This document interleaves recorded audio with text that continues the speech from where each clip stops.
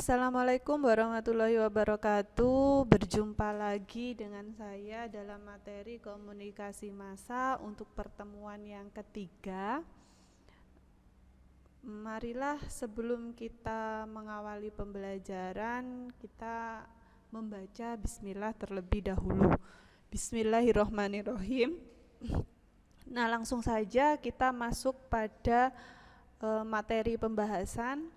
Nah, anak-anak, untuk kemarin, untuk video pertemuan yang kedua, itu merupakan video yang sekarang ini merupakan lanjutan dari video kita yang untuk pertemuan kedua kemarin. Nah, jadi kemarin kita sudah membahas tentang komunikasi massa untuk pertemuan yang kedua, sekarang dilanjutkan untuk pertemuan yang ketiga. Nah, untuk pertemuan yang sekarang, yang ketiga, sama dengan pertemuan yang kedua, kita masih membahas tentang KIKD, indikator, masuk pada materi, kemudian yang terakhir penutup. Untuk KIKD-nya itu sama ya anak-anak, kita masih KD 3.1, maaf, KD 3.2 dan 4.2. Maaf ya, ini 3.2 dan 4.2. Memahami undang-undang dan regulasi media audiovisual. Kemudian mengulas undang-undang dan regulasi media audiovisual. Nah, untuk indikatornya masih sama, indikatornya yaitu menjelaskan undang-undang dan regulasi media audiovisual. Yang kedua, mendiskusikan undang-undang dan regulasi media audiovisual. Yang ketiga, menyimpulkan undang-undang dan regulasi media audiovisual. Untuk yang 4.1, menganalisis undang-undang dan regulasi media audiovisual. Yang kedua, mengkorelasikan undang-undang dan regulasi media audiovisual. Dan yang ketiga, mengaitkan undang-undang dan regulasi media audiovisual. Nah, kita next untuk materi yang di pertemuan ketiga. Nah, untuk pertemuan yang ketiga itu kita akan membahas permasalahan yang dihadapi dalam perkembangan media massa. Dalam perkembangannya, media massa atau juga disebut media penyiaran itu telah menjadi industri media yang tidak mudah untuk dikontrol. Kebijakan media dianggap telah gagal mengatur penyiaran sebagai sebuah industri. Pembuatan kebijakan dan negara sebagai regulator gagal memberikan pembatasan yang jelas antara monopoli dan oligopoli. Nah, jadi di sini intinya permasalahan yang kita alami itu adalah dalam segi undang-undangnya, dalam segi kebijakannya, ya, di mana dikatakan di sini media itu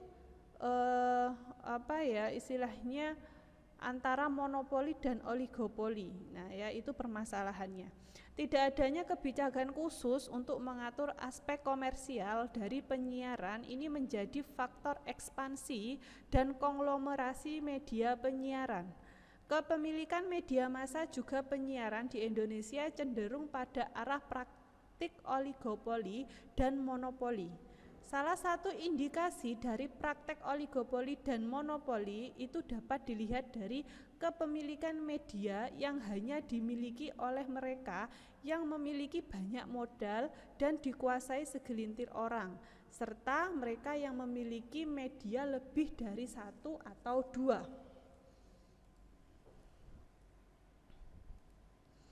Nah, mari kita berpikir sejenak berdasarkan pendahuluan dan permasalahan yang telah dipaparkan di atas, Konglomerasi media itu dapat diartikan sebagian pebisnis besar dan pemilik media yang memiliki banyak sekali jenis media massa sehingga dapat menyajikan dan menyampaikan informasi meskipun informasi tersebut syarat dengan kepentingan ekonomi dan politik tertentu.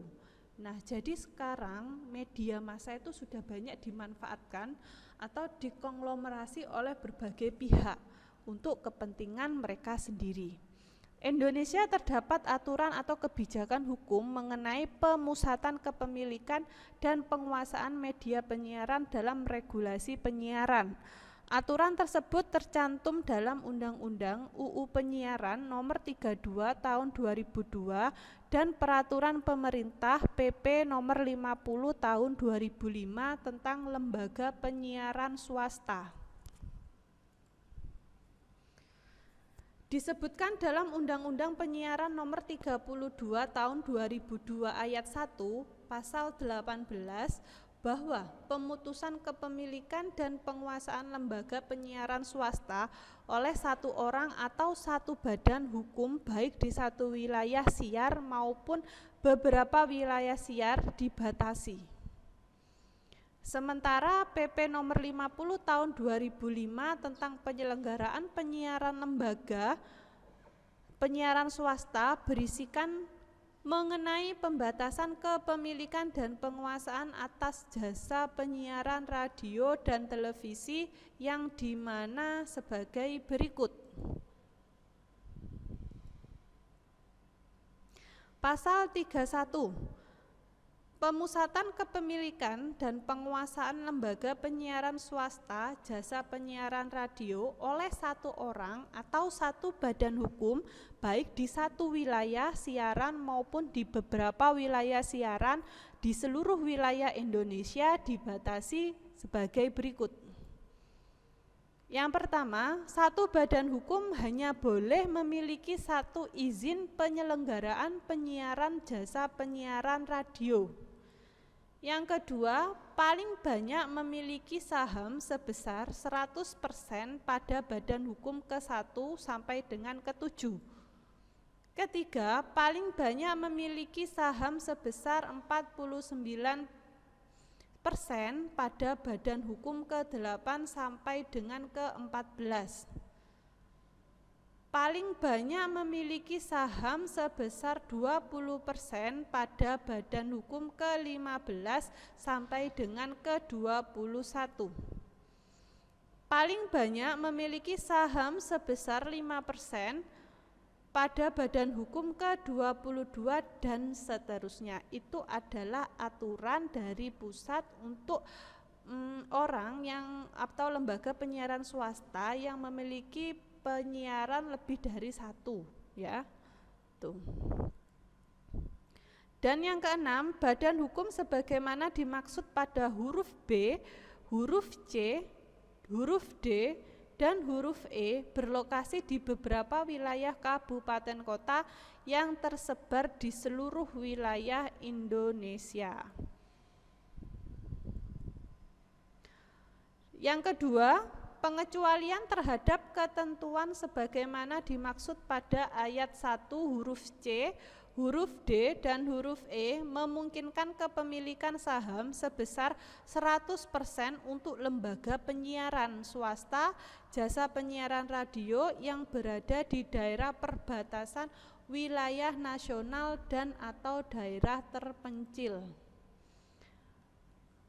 Kepemilikan. 1. Kepemilikan badan hukum sebagaimana dimaksud pada ayat 1 berupa saham yang dimiliki oleh paling sedikit 2 orang sesuai dengan ketentuan peraturan perundang-undangan yang berlaku. Ketentuan sebagaimana dimaksud pada ayat 1 dapat ditinjau kembali untuk disesuaikan dengan perkembangan teknologi dan kebutuhan informasi masyarakat. Untuk yang kedua, jasa penyiaran televisi itu diatur dalam pasal 32 Yang pertama, pemusatan kepemilikan dan penguasaan lembaga penyiaran swasta jasa penyiaran televisi oleh satu orang atau satu badan hukum baik di satu wilayah siaran maupun di beberapa wilayah siaran di seluruh wilayah Indonesia dibatasi sebagai berikut. 1. Badan hukum paling banyak memiliki 2 izin penyelenggaraan penyiaran jasa penyiaran televisi yang berlokasi di 2 provinsi yang berbeda. Yang kedua, paling banyak memiliki saham sebesar 100% pada badan hukum ke-1. Paling banyak memiliki saham sebesar 49% pada badan hukum ke-2. Paling banyak memiliki saham sebesar 20% pada badan hukum ke-3. Paling banyak memiliki saham sebesar 5% pada badan hukum ke-4 dan seterusnya. Badan hukum sebagaimana dimaksud pada huruf A, huruf B, huruf C, huruf D, dan huruf E berlokasi di beberapa wilayah provinsi yang tersebar di seluruh wilayah Indonesia. Nah, yang kedua, pengecualian terhadap ketentuan sebagaimana dimaksud pada ayat 1 huruf C, huruf D, dan huruf E memungkinkan kepemilikan saham lebih dari 49% dan paling banyak 90% pada badan hukum kedua dan seterusnya hanya untuk lembaga penyiaran swasta yang telah mengoperasikan sampai dengan jumlah stasiun relay yang dimilikinya sebelum ditetapkannya peraturan pemerintah ini. Untuk kepemilikan lembaga penyiaran swasta sebagaimana dimaksud pada ayat 1 berupa saham yang dimiliki oleh paling sedikit 2 orang sesuai dengan ketentuan peraturan perundang-undangan yang berlaku. Ketentuan sebagaimana dimaksud pada ayat 1 dapat ditinjau kembali untuk disesuaikan dengan perkembangan teknologi dan kebutuhan informasi masyarakat.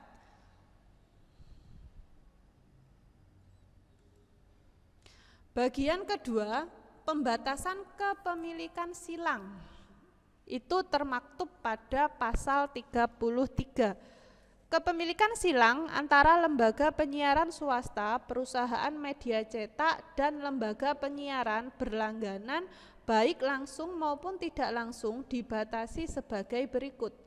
1. Lembaga penyiaran swasta, jasa penyiaran radio, dan lembaga penyiaran berlangganan dengan perusahaan media cetak di wilayah yang sama, atau 1. Lembaga penyiaran swasta, jasa penyiaran televisi, dan 1 lembaga penyiaran berlangganan dengan 1 perusahaan media cetak di wilayah yang sama, atau 1 lembaga penyiaran swasta, jasa penyiaran radio, dan 1 lembaga penyiaran swasta, penyiaran televisi dengan lembaga penyiaran berlangganan di wilayah yang sama. Nah, kemudian kita masuk pada analisis dan diskusi. Undang-undang dan peraturan pemerintah yang telah dijabarkan di atas telah menjelaskan bahwa Indonesia mempunyai sistem regulasi yang jelas dalam mengatur dan membatasi kepemilikan media massa agar tidak terjadi konglomerasi media yang dapat mempengaruhi konten media. Penyiaran menggunakan ranah publik atau public domain. Untuk menjamin hal tersebut, maka hadirlah keragaman kepemilikan, diversity of ownership, keragaman isi, diversity of ownership, dan keberagaman pendapat di media, diversity of voice. Disinilah terlihat fungsi regulasi sebagai pengatur sistem kepemilikan media. Setelah tumbangnya masa Orde Baru pada tahun 1998, banyak media yang melakukan konsolidasi